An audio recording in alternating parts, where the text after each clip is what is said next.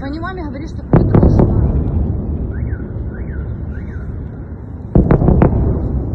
रूस यूक्रेन संकट के बीच भारतीय प्रधानमंत्री नरेंद्र मोदी ने गुरुवार देर रात फोन पर रूसी राष्ट्रपति व्लादिमीर पुतिन से चर्चा की।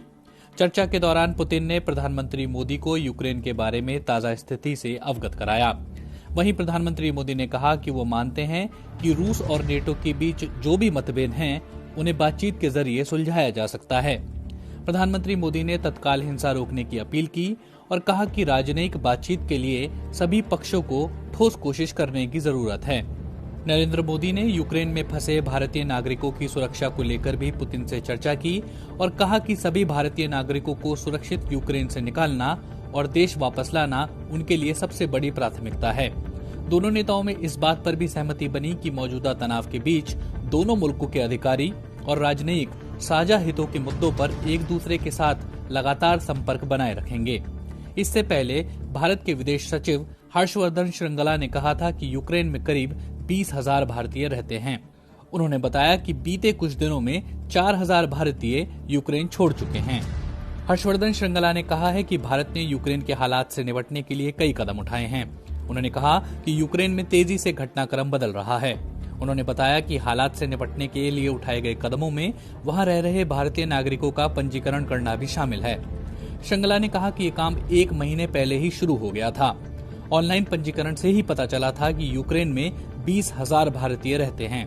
उन्होंने ये भी बताया कि बीते कुछ दिनों के दौरान 4,000 भारतीय यूक्रेन छोड़ चुके हैं। दिल्ली स्थित विदेश मंत्रालय के कंट्रोल रूम को 980 कॉल्स और 850 ईमेल भी मिले। इस दौरान उन्होंने ये भी बताया कि यूक्रेन स्थित भारतीय दूतावास अपना काम जारी रखेगा। हर्षवर्धन श्रृंगला ने कहा है कि यूक्रेन में फंसे भारतीयों को वहां से बाहर निकालने के लिए भारतीय अधिकारियों को यूक्रेन के सटे देशों में भेजा गया है। ये अधिकारी रूसी भाषा जानते हैं ताकि इस कारण उन्हें परेशानी का सामना न करना पड़े। इनमें से कुछ अधिकारी वहां पहुंच चुके हैं जबकि कुछ पहुंचने वाले हैं।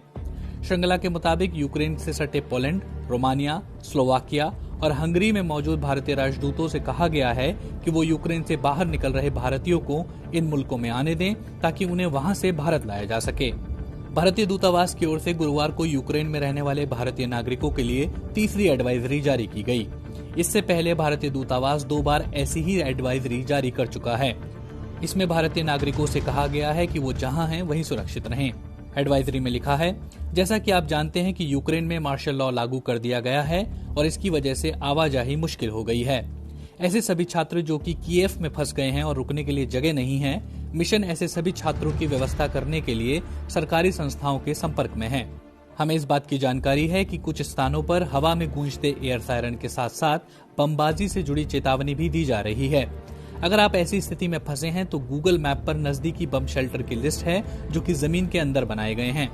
अगर आप कीव में हैं तो KDMA कीव सिटी एडमिनिस्ट्रेशन की वेबसाइट का लिंक नीचे दिया गया है।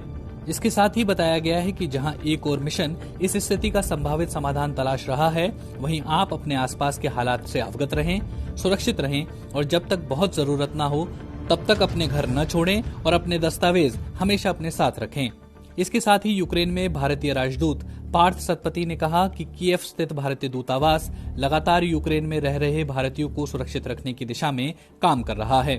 अगर कोई कीव में फंस गया है तो अपने दोस्तों, परिवारों, भारतीय समुदाय के सदस्यों और भारतीय दूतावास से संपर्क कर सकता है। भारतीय विदेश मंत्रालय ने इससे पहले भी यूक्रेन में रहने वाले छात्रों समेत अन्य भारतीय नागरिकों के लिए दिशा निर्देश जारी किए थे। इसके पहले जारी की गई एडवाइजरी में भारतीय छात्रों को व्यापारिक उड़ानों के माध्यम से यूक्रेन से बाहर निकलने की सलाह दी गई थी।